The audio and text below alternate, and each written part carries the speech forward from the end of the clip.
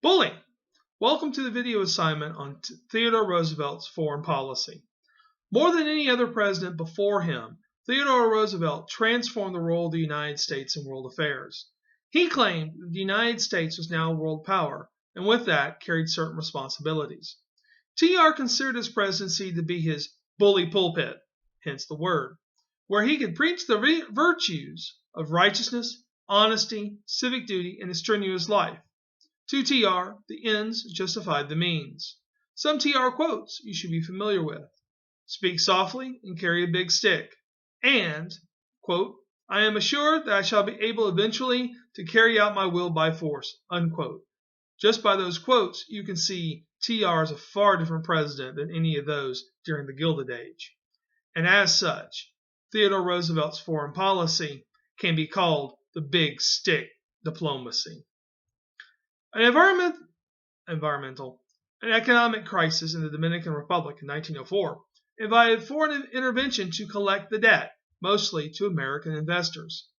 As stated in TR's 1904 State of the Union address, the Roosevelt corollary argued that since the Monroe Doctrine prohibited intervention in the region by Europeans, then the United States must fill the vacuum of power.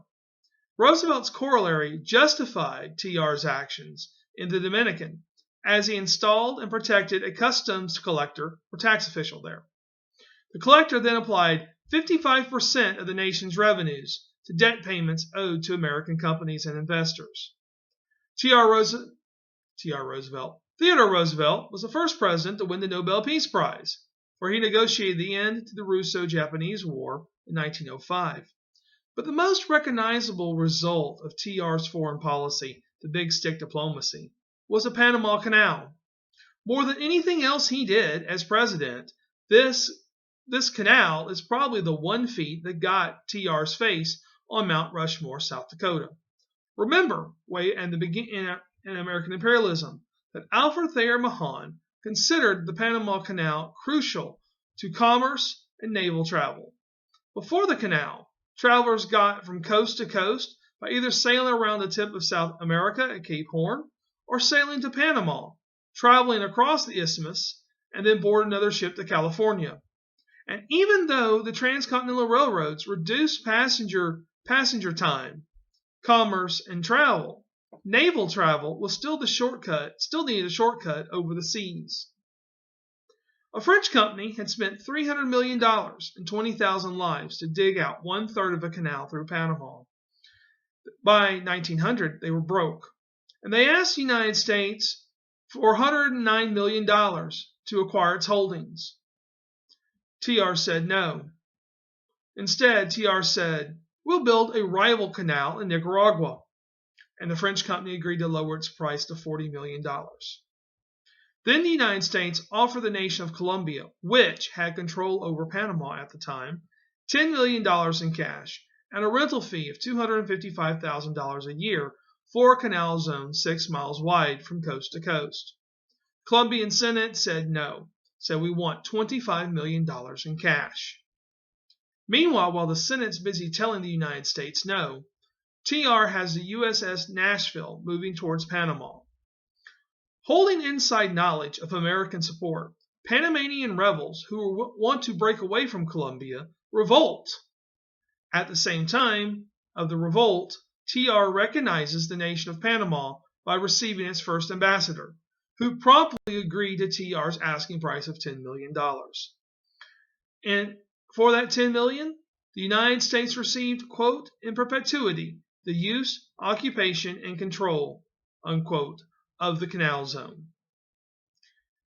The Isthmian Canal Commission was created to oversee construction.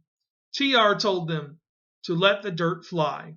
He also said later in life, I took the canal zone and let Congress debate, and while the debate goes on, the canal does also.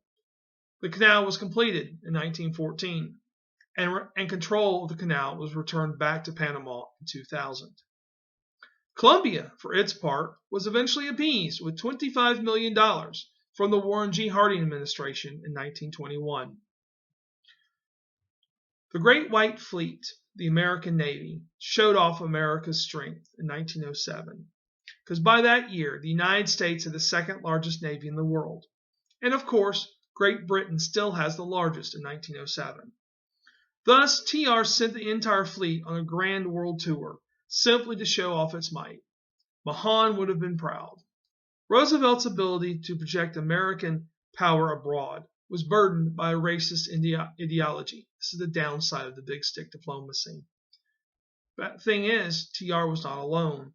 Many prominent political figures at the time, in the Gilded Age and during the American Age of Empire, shared the same views. And what I want to comment here is that this belligerent and bigoted attitude of racism would come back to haunt the United States at home and abroad in the 20th and 21st century. Thank you for watching Bully, TR's Bully Pulpit and his foreign policy, and may the force be with you.